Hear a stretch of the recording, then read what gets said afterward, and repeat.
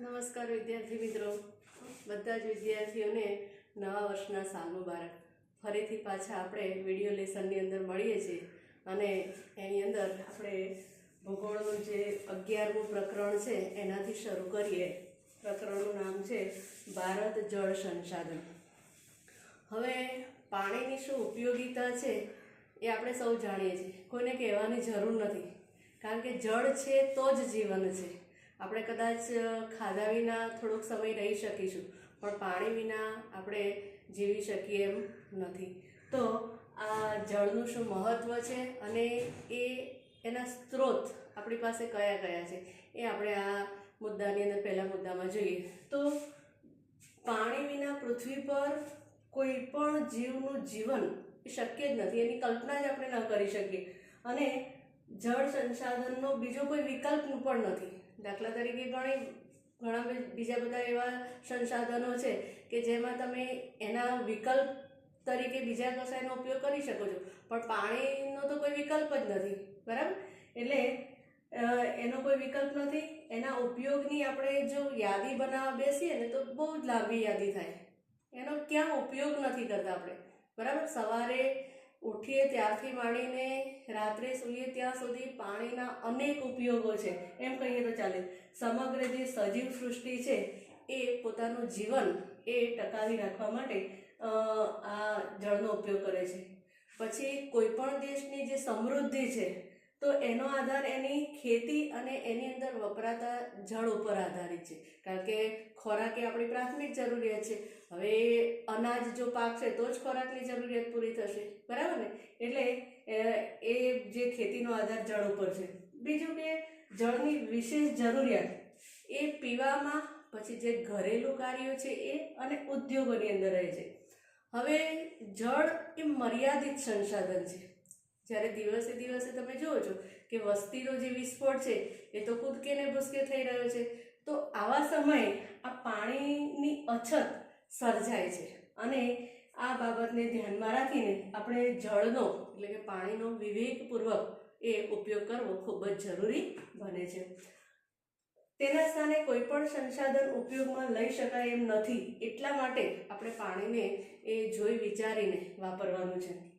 પર્યાવરણ જીવન છે તો તે જળ સંસાધનને કારણે છે, અને તેથી જળ એ જીવનનું અભિન્ન અંગ છે.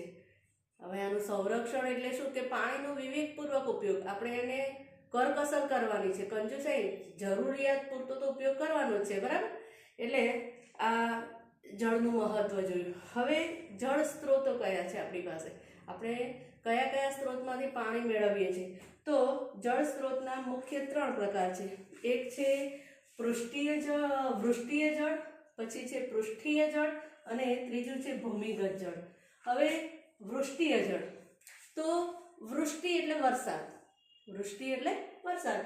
તો પૃથ્વી પર જે જળ સંસાધનનો મુખ્ય સ્ત્રોત છે એ કયો? તો વરસાદ, વૃષ્ટિ.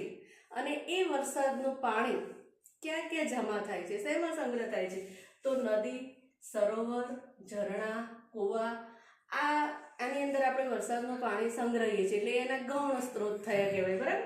તો આ બધા સ્ત્રોત વૃષ્ટિને આભારી છે. વરસાદ ના પડે તો તમને ખબર છે નદીઓ સુકાઈ જાય છે, તળાવો સુકાઈ જાય છે. તો મુખ્ય સ્ત્રોત શું છે? વરસાદ, વૃષ્ટિ. હવે પૃષ્ઠીય જળ, તો પૃષ્ઠ એટલે જમીનનો ઉપરનો જે ભાગ છે તે. પૃથ્વીની સપાટી પરનું જળ એ નદી, સરોવર, તળાવ, સાગર, ઝરણા વગેરે સ્વરૂપે આપણને જોવા મળે છે. એ આપણે પૃષ્ઠીય જળ તરીકે એને ઓળખીએ છીએ. હવે ભૂમિગત જળ, જમીનની અંદર પાતાળની અંદર જે પાણી જમા થાય છે તે. તો કઈ રીતે? તો મુખ્ય જળ સ્ત્રોત એ ભૂમિગત જળનું સ્થાન પણ અગત્યનું છે. પૃષ્ઠીય જળના અવશોષણથી, આ ધરતી ઉપર જે નદી ને તળાવ ને ઝરણા ને આ બધાની અંદર વરસાદનું પાણી ભરાય છે ને, તો એનું અવશોષણ એટલે કે જમીનમાં એ પાણી ઉતરે છે, શોષાય નહીં, અને એ રીતે આ ભૂમિગત જળ આપણને પ્રાપ્ત થાય છે. હવે ભૂમિગત જળનો જે જથ્થો છે એ અમર્યાદિત છે. જમીનની અંદર પાણી કેવું છે? અમર્યાદિત. ભારતમાં જે ઉત્તરનો મેદાની વિસ્તાર છે એની અંદર 42% ભૂમિગત જળ મળે છે. કેમ? ઉત્તરના મેદાની પ્રદેશની અંદર કેમ 42% ભૂમિગત? કારણ કે આખો જે વિસ્તાર છે ને એ વિસ્તાર નદીઓના મુક્ત ત્રિકોણ પ્રદેશોવાળો છે, અને ઉત્તર ભારતની નદીઓ તો બારે માસ પાણીથી ભરપૂર રહે છે, એટલે જમીનમાં પાણી વધારે ઉતરવાનું, એટલે ત્યાં એ ભૂમિગત જળ જે છે એ આપણને વધુ પ્રમાણમાં પ્રાપ્ત થાય છે. પછી દક્ષિણ ભારતની અંદર જે ઉચ્ચ પ્રદેશ છે, પછી પર્વતીય વિસ્તારો છે, તો આ વિસ્તારો જે પર્વતીય વિસ્તારોને કારણે ત્યાં જે ભૂમિગત જળનું જે સ્તર છે એ ઓછું જોવા મળે છે. પથરાળ વિસ્તાર હોય તો ત્યાં જમીનમાં પાણી ક્યાં ઉતરવાનું, એટલે ત્યાં એ ભૂમિગત જળનું જે પ્રમાણ છે ઓછું છે. તો આ રીતે ભૂમિગત જળનો સૌથી વધુ ઉપયોગ ક્યાં થાય છે? તો સિંચાઈની અંદર.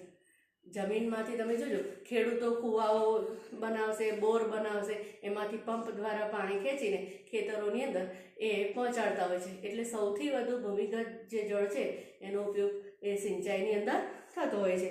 તો આપણે આ જળ એટલે શું, એના ઉપયોગો કયા કયા છે, એના સ્ત્રોત કયા છે, એની વાત કરીએ.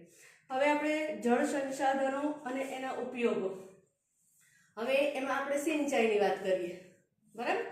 તો ભારતની અંદર લગભગ 84% જળ સિંચાઈ માટે ઉપયોગી છે. આપણને જે કુલ પાણી પ્રાપ્ત થાય છે, જળ મળે છે, એમાંથી 84% જે પાણી છે એનો ઉપયોગ આપણે ક્યાં કરીએ છીએ? તો સિંચાઈની અંદર. જેમ કે 1 કિલો તમારે ઘઉં પકવવા હોય તો એ 1 કિલો ઘઉંની અંદર તમારે 1500 લીટર પાણીની જરૂરિયાત પડે છે. એટલા પાણીની આવશ્યકતા હોય છે. હવે એવા તો ઘણા પાકો છે કે જેને પુષ્કળ પાણીની જરૂર પડે. ઘઉં છે, પછી ડાંગર છે, શેરડી છે, શણ છે, આ બધાને પુષ્કળ પાણીની આવશ્યકતા હોય. તો આ રીતે એ આપણે સૌથી વધારે પાણીનો સિંચાઈની અંદર ઉપયોગ કરીએ. વળી પ્રાચીન સમયથી પાણીનો ઉપયોગ સિંચાઈ માટે થતો આવ્યો છે, તો એના 2 ઉદાહરણો આપણે જોઈએ. આપણને એવું લાગે કે હમણાં થોડા સમય પહેલાં જ આપણે નદીઓ પર બંધો બાંધ્યા છે અને સિંચાઈ કરી છે, એવું નથી. પણ કાવેરી નદીમાં જે ગ્રાન્ડ એનિકટ નામે જાણીતેનું નિર્માણ થયેલું એ ક્યારની વાત છે? તો 2જી સદીની વાત છે. 2જી સદીમાં કાવેરી જે દક્ષિણની નદી છે ને, ત્યાં ગ્રાન્ડ એનિકટ નામે નહેરનું નિર્માણ થયેલું, અને 1882ની અંદર ઉત્તર પ્રદેશની પૂર્વીય યમુના નહેરનું નિર્માણ કરવામાં આવેલું. આ 2 ઉદાહરણો પરથી તમે સમજી શકો છો કે ભાઈ આપણા દેશની અંદર પ્રાચીન સમયથી એ સિંચાઈ થતી આવે છે, બરાબર? હવે ભારતમાં સિંચાઈના માધ્યમો કઈ રીતે સિંચાઈ થાય છે? તો પહેલું છે કૂવા અને ટ્યુબવેલ દ્વારા, પછી છે નહેરો દ્વારા, અને ત્રીજું એનું માધ્યમ છે તળાવો દ્વારા. હવે કયા રાજ્યોની અંદર, કયા પ્રદેશોની અંદર કઈ પદ્ધતિનો ઉપયોગ થાય છે? તો આ પૈકી કૂવા અને જે ટ્યુબવેલ જે છે સિંચાઈના મુખ્ય માધ્યમો છે. પછી સૌથી વધારે ઉપયોગ આ કૂવા અને ટ્યુબવેલનો થાય છે, બરાબર? ત્યાર પછી નહેરો અને તળાવો અનુક્રમે 2જા અને 3જા સ્થાને આવે. નહેરો દ્વારા સિંચાઈ એ સતલુજ નદી પંજાબની અંદર આવેલી, પછી યમુના અને ગંગાના જે વિશાળ મેદાનો છે, પછી પૂર્વના તટીય મેદાનો, એની અંદર જે મહાનદી, પછી ગોદાવરી છે, કૃષ્ણા, કાવેરી, એના જે મુક્ત ત્રિકોણ પ્રદેશો છે, આ બધા ભાગોની અંદર એ નહેરો દ્વારા ખેતરોમાં સિંચાઈ કરી અને પાણી પૂરું પાડવામાં આવે છે. કૂવા અને ટ્યુબવેલ એ કાંપના જે મેદાનો છે ને, ત્યાં આ પદ્ધતિ એ વધુ ચાલે છે. તળાવો દ્વારા થતી સિંચાઈ એ પૂર્વ અને દક્ષિણના જે રાજ્યો છે એની અંદર એ આ તળાવો દ્વારા એ સિંચાઈ વધારે થાય છે. તો આ રીતે આ જળ સંસાધનનો ઉપયોગ છે. ત્યાર પછી આપણે જોઈશું કે બહુહેતુક યોજનાઓ. સરસ મજાનો સવાલ છે અને પરીક્ષામાં અનેકવાર પૂછાઈ પણ ગયેલો છે કે તમારે સૌથી પહેલાં તો બહુહેતુક યોજનાની વ્યાખ્યા આપવાની, અને પછી ભારતની અંદર કઈ નદીઓ પર કયા બંધ બાંધેલા છે, અને એ બહુહેતુક યોજનાનો લાભ કયા રાજ્યોને મળે છે, એક આખો કોઠો પછી આપણે સમજીશું. સૌથી પહેલાં આપણે બહુહેતુક યોજનાની વ્યાખ્યા સમજી લઈએ, યાદ રહે એવી રીતે, બરાબર? બહુહેતુક શબ્દ તમે જુઓ, બહુ એટલે ઘણા બધા, જે યોજનાની અંદર અનેક હેતુઓ રહેલા હોય એવી યોજનાને આપણે બહુહેતુક યોજના કહીએ. હવે તમે નદી ઉપર જ્યારે બંધ બાંધો ને, એમાંથી કોઈ એક હેતુ સિદ્ધ ન થતો હોય, ઘણા બધા હેતુ હોય. હવે કયા હેતુઓ જો, તો એક તો પૂર નિયંત્રણ.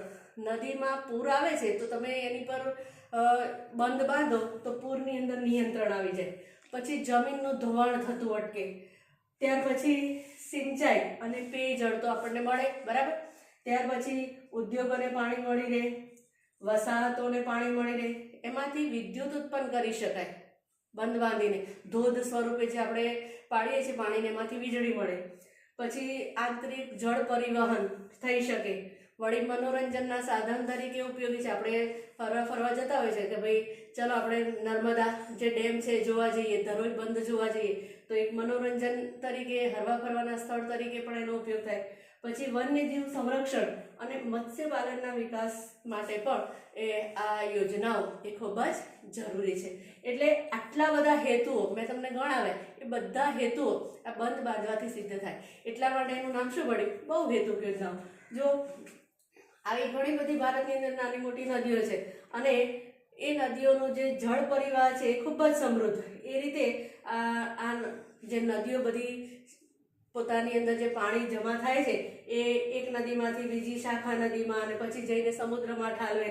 તો આ રીતે આવા બધા અનેક હેતુઓ સિદ્ધ કરવા માટે નદીઓ પર બંધ બાંધવામાં આવેલા છે. હવે આપણે કઈ નદી પર કયો હેતુ છે એ જોઈ લઈએ, બરાબર. તો ભાખરા નાંગલ યોજના તો સતલજ નદી પર. ત્યાર પછી એનાથી પંજાબ, હરિયાણા અને રાજસ્થાન આ 3 રાજ્યોને એનો લાભ થાય છે, બરાબર. ત્યાર પછી કોસી નદી તો બિહારની અંદર દામોદર ખીણ યોજના જે છે તો એનાથી ઝારખંડ, પશ્ચિમ બંગાળ. હીરાકુંડ યોજના તો મહાનદી પર છે અને ઓરિસ્સાને એનો લાભ મળે છે. ચંબલ તો મધ્યપ્રદેશ અને ગુજરાતને મધ્યપ્રદેશ અને રાજસ્થાનને એનો લાભ મળે. નાગાર્જુન સાગર યોજના કૃષ્ણા નદી પર છે, આંધ્રપ્રદેશ અને તેલંગાણા. પછી કૃષ્ણરાજ સાગર કાવેરી નદી પર કર્ણાટક અને તમિલનાડુ. તુંગભદ્રા તો નદીનું નામ પણ તુંગભદ્રા અને કર્ણાટક અને આંધ્રપ્રદેશને એનો લાભ મળે છે. નર્મદા, પછી કડાણાવણાગબોરી, ઉકાઈ કાકરાપાર, ધરોઈ આ જે ચારે છેલ્લી જે છે ને તો એ ગુજરાતની અંદર છે અને ગુજરાતને લાભ મળે છે. અને જે નર્મદા છે એનો લાભ તો 4 રાજ્યોને મળે છે, મધ્યપ્રદેશ, ગુજરાત, રાજસ્થાન અને મહારાષ્ટ્ર. તો આ રીતે આ જે યોજનાઓ છે એ યોજનાઓ સમજી અને આપણે લેસન અહીંયા પૂર્ણ કરીએ છીએ. અસ્તુ.